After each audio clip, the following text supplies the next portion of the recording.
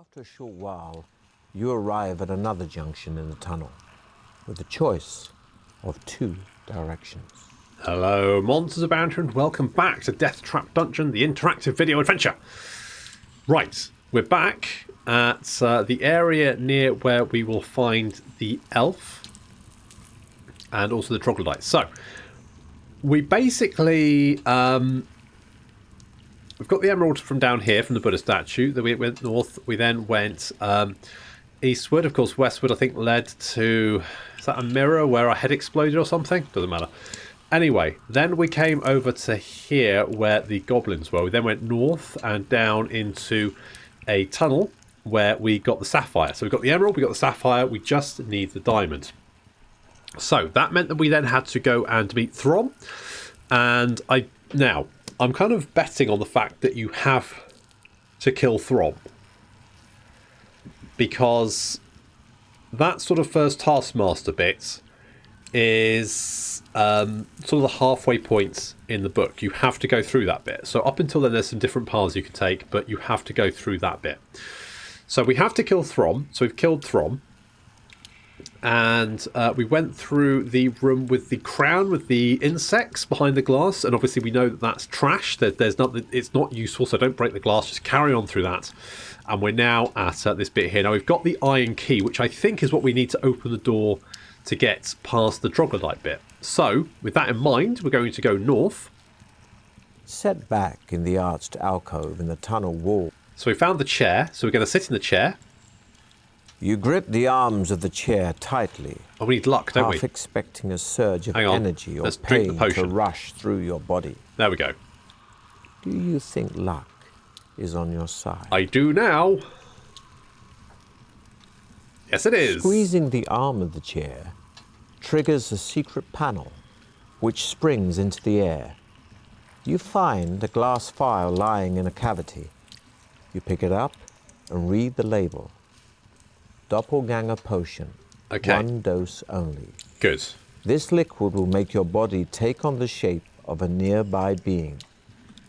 You place the strange potion in your backpack and continue north, where the tunnel starts to slope downwards and finally comes to an end at a deep pool enclosed by the tunnel wall.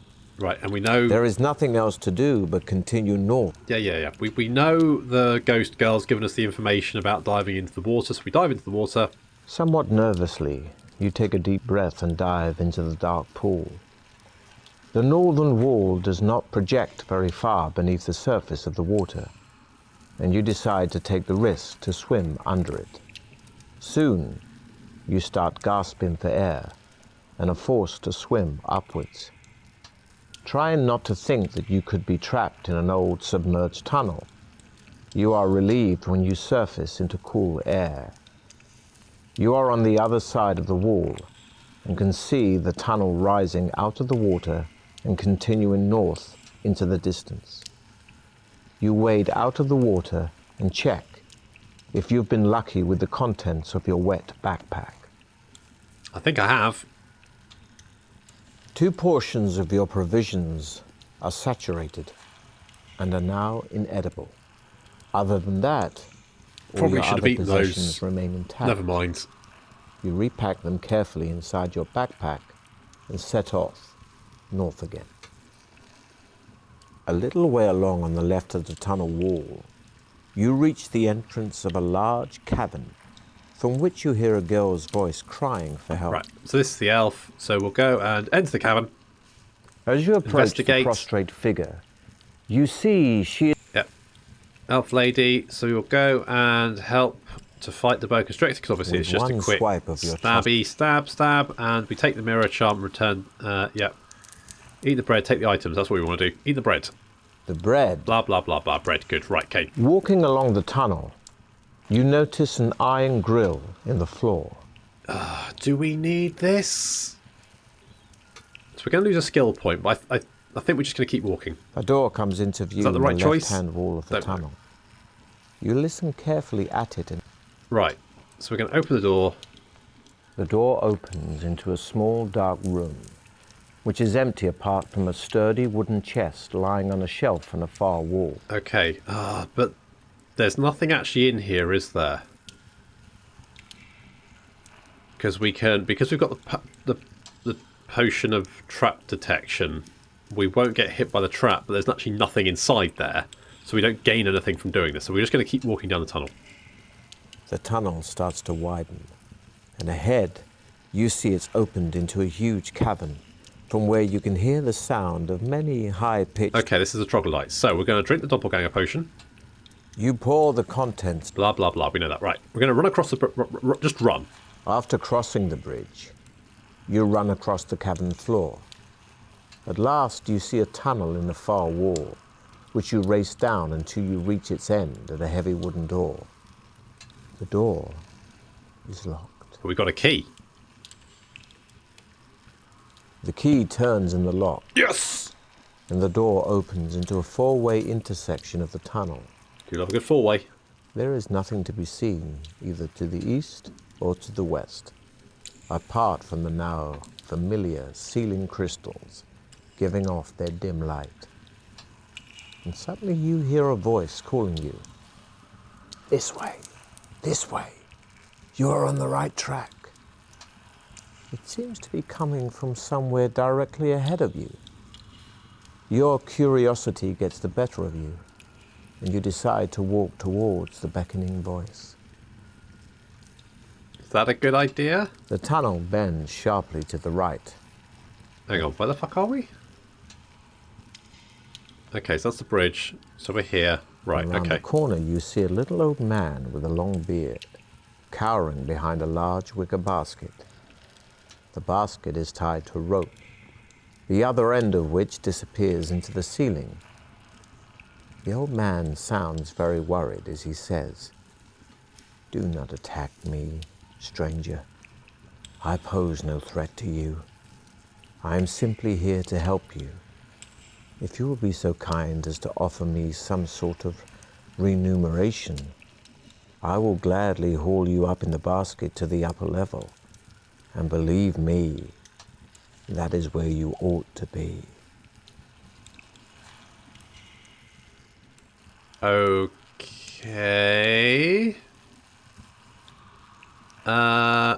Shall we go up? Where's our save point? The save point is there. Or there. To get through the troglodytes. Okay, well that's not okay, it's fine. It's fine. It's fine. Let's give him something from our backpack.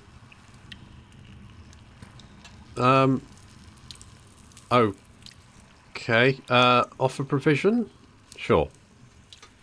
After paying off the old man, you climb into the wicker basket and watch as he tilts his head back and shouts, "Pull it up, Ivy!"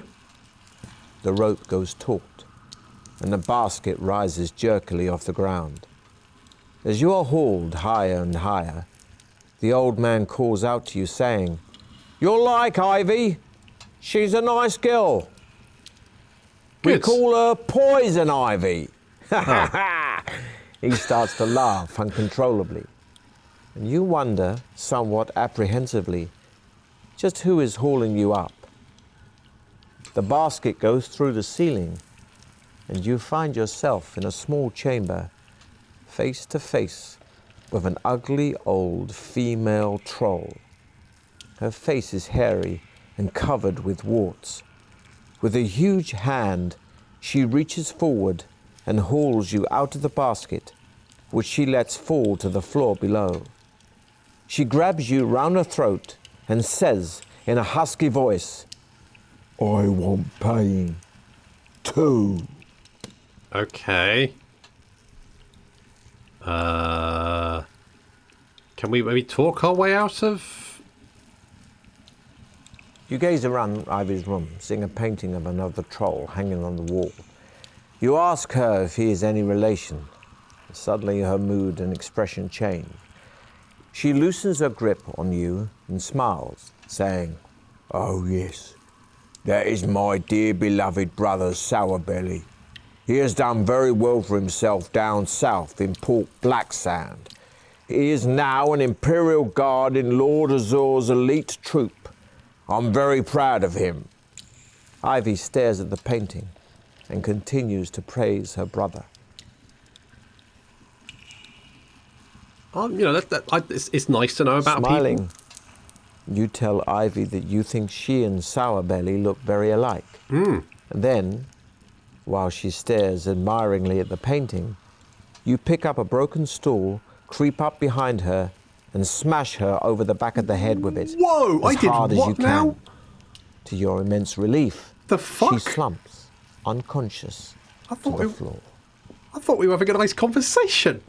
I was like, oh, it's a nice picture.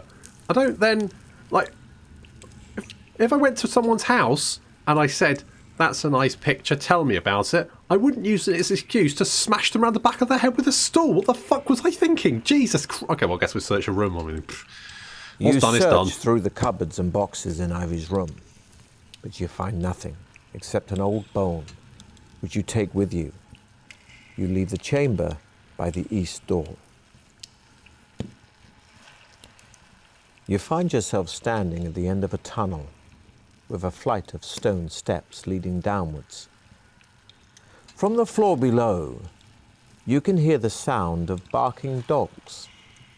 You take the bone out of your backpack and throw it down the stairs.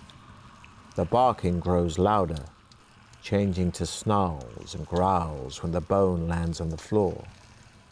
You walk slowly down the steps with your sword drawn and see two huge black guard dogs fighting over the bone. You run quickly past them and on down the tunnel. That'll do it. The tunnel veers sharply to the left and comes to an end at a high wall in which there is a door. You hear a ferocious roar from the other side of the wall, and you wonder what gargantuan beast could make such a noise. You have no choice but to open the door, as the wall is too smooth to climb. Taking a deep breath, you turn the handle and enter a sand-covered pit. There, standing some 10 meters tall on its huge hind legs, in front of large double doors in the opposite wall, is an enormous dinosaur-like monster. It has a tough, mottled green hide and a mouth lined with razor-sharp teeth. Its jaws open and close with bones snapping power. It's a T-Rex. And even you cannot help trembling as you approach it with your sword drawn. We got this. Okay, maybe not got this. It's about as skillful as we are. The giant creature whips its huge tail directly at you. You duck too late and it smashes you onto a wall, costing you valuable stamina.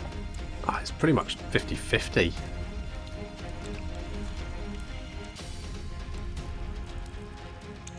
You seize an opportunity to attack the creature's leg, but it's ready for you. Before you can strike, it pierces your shoulder with its razor-sharp claw. I mean, we've got loads of provisions, so it's not a big deal. The giant creature whips its huge tail directly at you. You duck and roll quickly, slicing a chunk from it as it passes. I think we need to test our luck, because the more damage we can do to it faster, the better. You try your luck, and your luck is in. Oh, I fucking love it when he does that.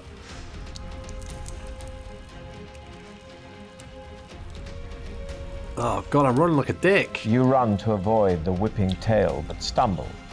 And with a speed you could never imagine from a creature this size, it sinks its teeth agonizingly into your leg. I mean, I'm going to be honest, if that sunk its teeth into my leg, I don't think my leg would still be there. Come on, give me a 6 or a 5, that's fine. You seize an opportunity to attack the creature's legs and manage to bury your sword deep into its thigh. Let's test the luck. You try your luck, and your luck is in. Okay, let's eat some provisions. You quickly eat some provisions, increasing your stamina by 4 points. Okay, this is fine. The giant creature whips its huge tail directly at you. You duck too late and it smashes you onto a wall. Jeez, I'm getting my ass costing you kicked. valuable stamina. And this is kind of the problem with the combat system, in that it's so fucking arbitrary. You lunge at the creature's stomach with your sword drawn. It tries to move, but you land a painful blow.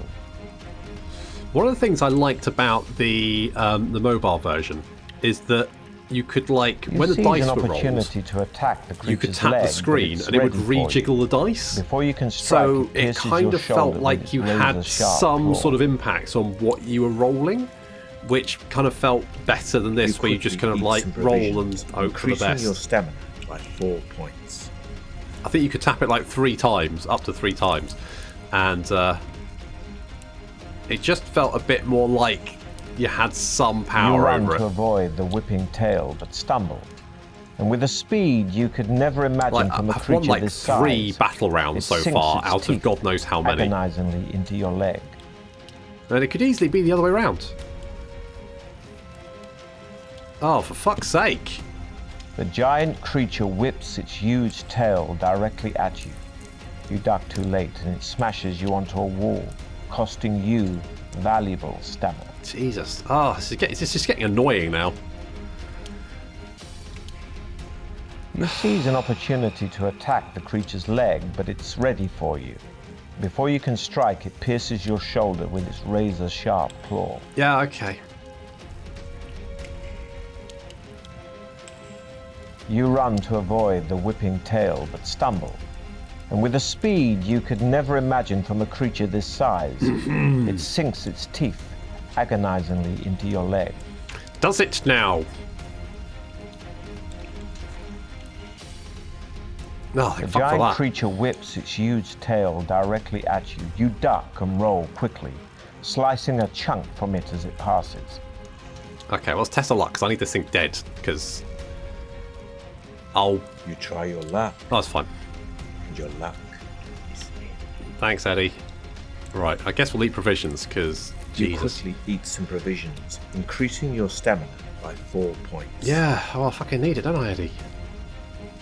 Right, just need one more. Come on, don't be a prick. I said don't be a prick. The giant creature whips its huge tail directly at you. You duck too late and it smashes you onto a wall, costing you valuable stamina. Fuck's sake, come on. Just fucking die. Finally. You seize an opportunity to attack the creature's legs and manage to bury your sword deep Good into God. its thigh. You are exhausted No and shit. sit down for a rest on the tail of the dead beast. Looking down at your feet, you suddenly notice an iron ring poking up through the sand. Sure, why not? The iron ring is attached to a small trapdoor. It lifts up easily, and inside a small compartment you find a finely crafted shield made of the purest iron. Oh. Marveling at its splendor, you strap it on your arm, gaining you 1 skill point. You walk towards the double doors and push them open. The doors open into a tunnel running north. You close the doors behind you and set off once again. Walking along, you see a red line painted across the tunnel floor and notice a sign on the wall which reads, "No weapons beyond this point." Like the fuck I'm gonna do that. Right, let's eat provisions. Oh god, I've only got 1 provision list. That's not good. Okay. No, I'm not gonna fucking abandon. Like, ignore those and carry on north. Jesus. The tunnel leads into a marble-floored hall with pillars rising right up to the ceiling. As you cross the floor, your footsteps echo through the hall. The hairs on the back of your neck start to prickle, and you soon sense unseen eyes watching you. Uh-oh. Spidey sense. Unknown to you, one of your rivals is hiding behind a pillar. It is the ninja, It would be. a deadly assassin dressed in black robes. Without a sound, he steps out from behind the pillar and throws a star-edged disc at your back. Instinctively, an inner voice tells you to duck. But how's your luck? Probably okay. It's all good. The razor-sharp disc whistles past your head and bites deep into one of the pillars. Turning to face your would-be assassin, you prepare yourself as he advances, his long sword drawn. Okay. God, he's got 11. It's going to be fucking... Right, where are we? Okay, so we're sort of heading towards the end. So this... Where's the room with the blood beast? Is it this one here? I think it's this one here. Okay. Well, I guess we'll just have to attack him and hope for the best, because he doesn't have much health, which is good. You find a used throwing disc and hurl it as he unleashes another. The ninja howls in pain as yours lands home. Yeah, I'm better ninja than you. Oh.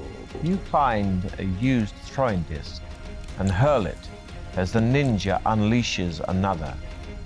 He cackles with laughter as his thuds into your leg. Seems a bit rude.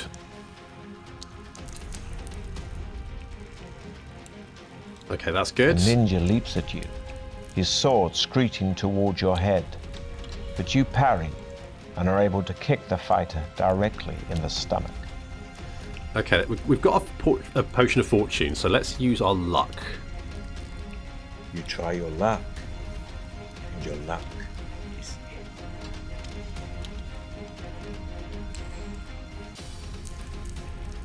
It's worth trying.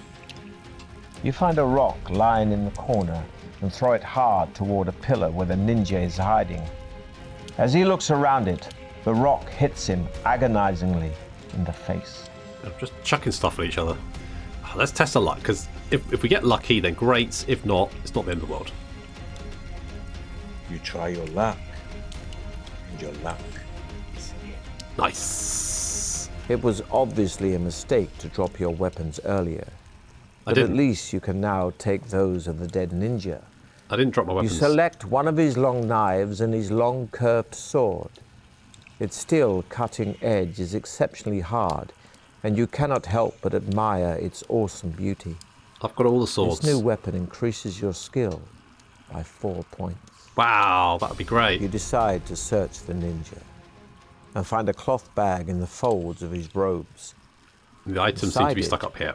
Is a flask of water, some rice wrapped in a palm leaf, a jar of ointment, and a beautiful diamond.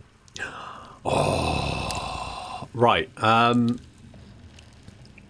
Let's let's eat the rice and drink the water. The ninja's rations are basic but welcome, increasing your stamina by 1 point. Oh well, let's spend that all in the one place. Well, let's rub the ointment into our wounds. You empty the contents of the jar into your hand and apply them to your wounds. Their healing powers take immediate effect, and you feel yourself growing stronger, increasing your stamina by 3 points. Nice. You leave the hall, taking just the diamond with you. Yoink. The only possible way out of the hall, as far as you can see, is by using the chute in the northern wall. You decide to give it a go and climb into the chute. You slide down gently, landing on your back in another room. As soon as you stand up, you are confronted by the most repulsive sight you have ever laid eyes on. There in front of you, yeah, it's the blood beast, it's fine.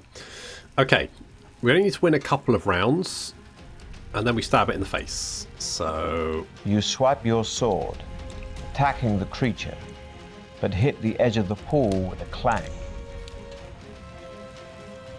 It's fine. Okay, that's what we needed. Again, the bulbous creature strikes for you with its hideous fangs. You jump clear of them, striking out and smashing one clean out of its hideous Okay, there's no mouth. point testing our luck because we only need to win a couple of rounds anyway. Perfect. Your blade strikes one of the blood beast's real eyes with devastating effect. It slumps back into its pool, thrashing about in a frenzy. Yeah, suck a You dick. seize the opportunity and run around the side of the pool to the tunnel exit. The tunnel leads into a large room, its ceiling supported by several marble pillars. As you enter the room, you see a strange beast to your right. Oh, the manticore. I It forgot has about the the body of a manticore. lion with dragon-like wings attached to it, Okay, well, but its head let's drink is the like that of fortune an old potion. bearded man. You recognize We've got the max beast. health. Oh, yeah, it's fine. We'll kill the You beast. raise your shield. Yeah. We get deflect the thingies. Right. So this is the last fight. We've got all the things we need. Oh, You God. run to avoid the whipping tail that Okay, it's no stuns, problem. and a spike from it thuds agonizingly into your shoulder. Not an issue. Right. Keep attacking. You run to avoid the whipping tail, but stumble. And with a speed you could never have imagined, it tries to sink its teeth into your leg. But you move just in time. Neither of you are harmed. Okay, we'll keep going. The giant creature whips its spiked tail at you, firing more spikes. You duck and roll, quickly slicing a chunk from its tail, passing close to you. Now we're going to test our luck, which, I mean, should turn out because our luck is 13. Lucky 13, as I like to call You try it. your luck, and your luck is in. Thanks, Eddie. Fucking Eddie, what a guy.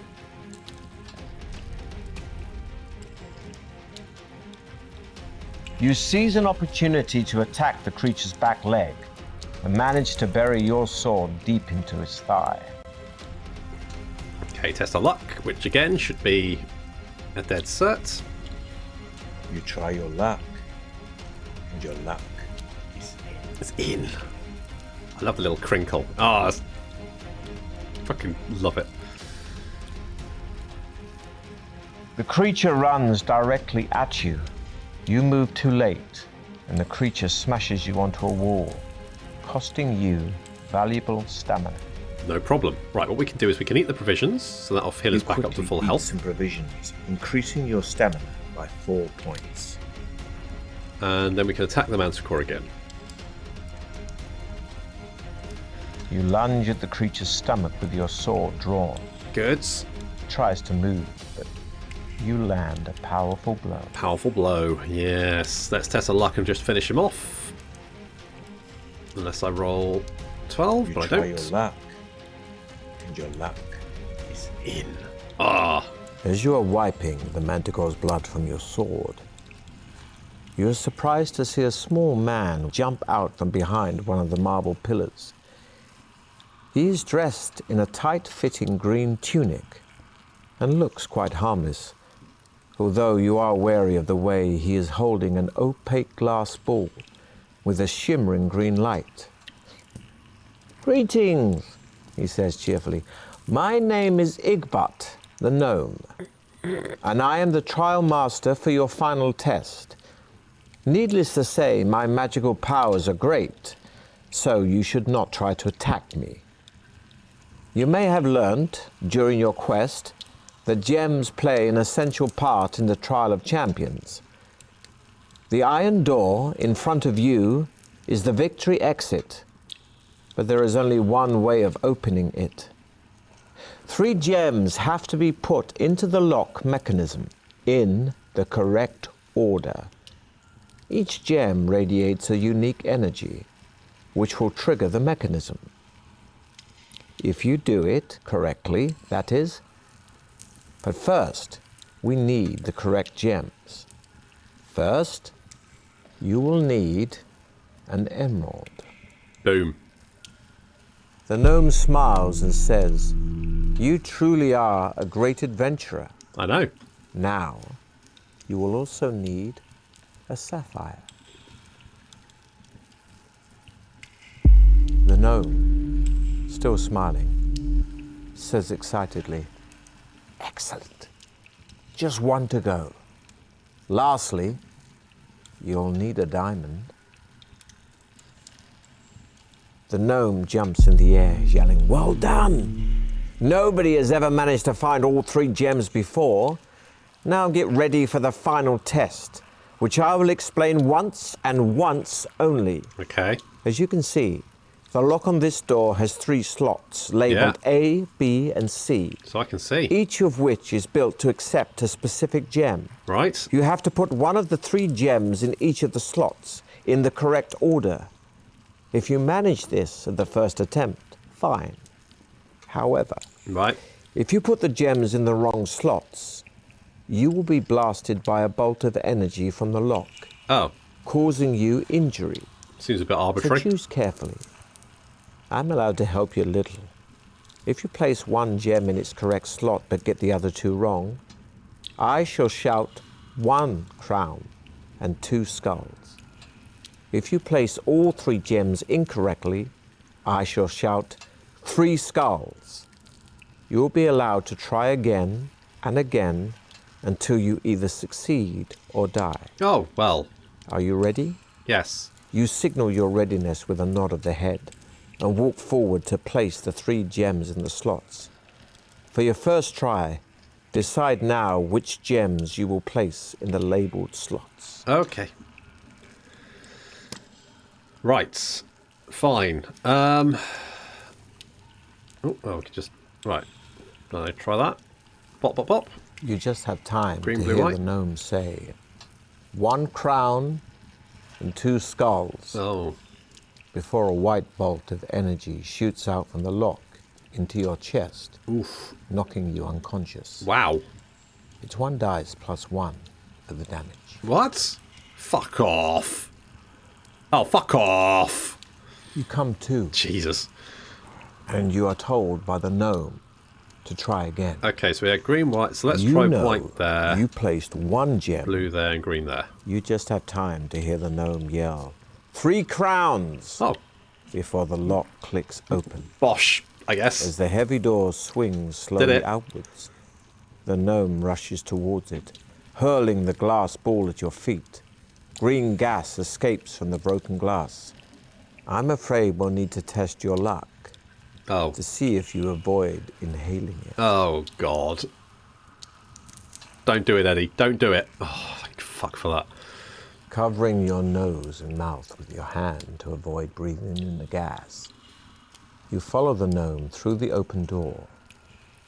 You enter another prick. tunnel, at the end of which is a welcome sight of daylight. Much to your surprise, you see the gnome lying dead halfway down the tunnel. A crossbow bolt protrudes from the side of his head. Ha! Suck it, Igbutt. The gnome, in his own bid for freedom, has fallen foul of Baron Succumbit's final trap. You walk past him and out into the brilliant sunshine. As soon as you appear at the tunnel exit, a large crowd begins to cheer and shout. You walk down a path lined with jubilant people towards a small rostrum, and there, sitting under a colourful bamboo umbrella, is Baron Succumbit. He looks astonished, as if he never expected anybody to come through his Deathtrap Dungeon alive. Now the secret of Fang is known. As the Baron rises from his chair, you climb the steps to the rostrum, bow down before him, and watch as his cold eyes stare at you in utter disbelief. You smile grimly as he offers you his outstretched hand. To the deafening noise of the cheering people of Fang, Baron Succumbit opens the chest containing your prize of 10,000 gold pieces. Then he places a laurel crown on your head and proclaims you the champion of Deathtrap Dungeon.